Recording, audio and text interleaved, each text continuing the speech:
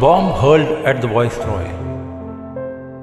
George V, the Emperor, came to India and returned safely to England.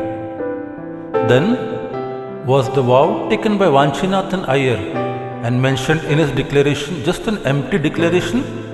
No. Later on, even Ras Bihari Bose made it very clear that the revolutionary groups were lying low only to prove how the hopes of the moderates and the loyalists that the emperor would bring about reforms and improvements were completely unfounded and baseless. The other objective was also to secure the support of the entire public for the struggle for independence and the armed revolt against the rule. After the Alipur conspiracy, the main revolutionary group in Bengal, the Anushilan Samiti, was in total disarray. But in the meeting held at Dhaka, a decision had already been reached to carry out the revolutionary work from outside Bengal and to entrust the responsibility for it to Ras Bihari Bose. Accordingly, from 1908, Ras Bihari had taken up a job in the Forest Research Organization at Dehradun. Vasant Kumar Vishwas, a trusted and senior revolutionary, was also staying with him by posing to be his servant. Through the mediation of Vishnu Ganesh Pingle, they came in contact with the revolutionary groups in Punjab and the United Provinces. This added considerable strength to the revolutionary groups in the north. This also meant that the leadership of this movement automatically went to Ras Bihari. They were able to prepare public opinion by a systematically planned distribution of fiery leaflets and articles, as also by several events which had the character of a revolt. They had gathered adequate stock of bombs. This was the right opportunity to do something really memorable. Several secret group meetings had taken place all over these places, and it had been decided that definite and concrete action would be taken during the ceremony to be held to shift the capital from Kolkata to Delhi. The British government decided to shift to Delhi, the historic capital. On this occasion, the 23rd of December 1912, the Viceroy was to enter Delhi as the representative of the Emperor in a grand, impressive procession. In a big function to be held at the Diwan-e-Am in the Red Fort, the Deputy Governor of Punjab was to hand over the areas of Delhi under his control to the Viceroy. Newspaper correspondents from all over the country and abroad were invited to the ceremony to give wide publicity to this event. A very ambitious plot to kill Lord Hardinge by hurling a bomb at him in the presence of thousands of people and in spite of the very strict military security was hatched by Master Amir Chand, Awadh Bihari, Bhai Bal Mukund, Ras Bihari Bose and others. To make all preliminary preparations for the same, Vasant Kumar Vishwas went to stay in Lahore with the help of Awadh Bihari. The route of the procession had been announced earlier. The procession, starting from the Delhi station, was to wend its way through Chandni Chowk to reach Diwan-e-Am in the Red Fort, and after the ceremony was over, to proceed to the newly constructed Viceregal Lodge.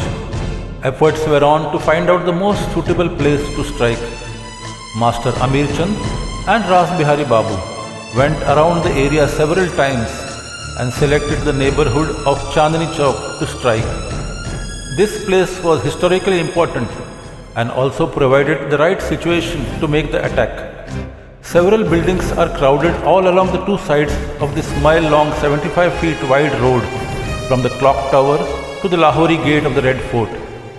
There were several narrow and winding lanes and by-lanes behind these buildings, and hence it was very difficult to ensure very strict security there. So this was ideal place to strike and to escape. Since both the sides of the road were lined with a double row of trees, it was necessary for the procession to pass only through the middle of the road. After crossing the clock tower, there was a 3-storied building. The Punjab National Bank was situated on the ground floor. Many families, along with their women folk, would assemble on the terrace and in the balconies to watch the procession. It was planned that Vasant Kumar Vishwas would mingle in this crowd wearing a burqa, like the Muslim ladies. Ras Bihari was to pose as her husband, while Awadh Bihari and Bhai Balmukund were to hover around as their relatives. Vasant Kumar was to do the actual job of hurling the bomb. It was decided that if some last-minute hitch developed or if the bomb did not explode, anyone out of the remaining three would hurl the bomb and disperse through the lanes on the backside. 23rd of December dawned. The procession started as planned from the Delhi station. The grandeur of the empire, the luster and opulence of the Orient, and the might and strength of the military was fully reflected in the procession. Viceroy Lord Hardinge and his wife were seated in the silver howdah on the tall and giant elephant. Jamadar Mahavir Singh was seated at the rear in the gap created by the strong and high backrest of the howdah, holding a big decorated canopy. One Muslim family was watching very eagerly the whole procession from the terrace of the Punjab Bank. After passing the town hall, the elephant carrying the Viceroy came outside the Punjab National Bank. The Viceroy's helmet and the silver howdah were shining in the early morning rays. Just then, the sound of a deafening bomb blast pierced the ovation of the crowd and filled the surrounding area. Smoke filled the entire area. Along with the sound of the blast, a strong voice of "Well done, Shabash" enveloped the area. Vasant Kumar had hurled the bomb as planned. The bomb found its prey very accurately. It was extremely difficult to avoid the branches of the trees and to aim at the howdah on the moving elephant and to hit Lord Hardinge seated beyond Lady Hardinge. But Vasant Kumar had aimed very accurately. The bomb crashed against the back of the seat, but on account of Hardinge's good fortune, the bomb did not move in his direction but slipped on the other side. Hardinge was injured in spite of the strong and thick back of the seat, but was saved. Mahavir Singh died on the spot. A boy who was watching the procession perched on a tree also died on the spot. Even before the sound of the blast had died down, the four revolutionaries had made good their escape. The fury of the explosion was so severe that Hardinge did not realize immediately that he was hurt. He ordered the procession should proceed as planned and to go through the ceremony.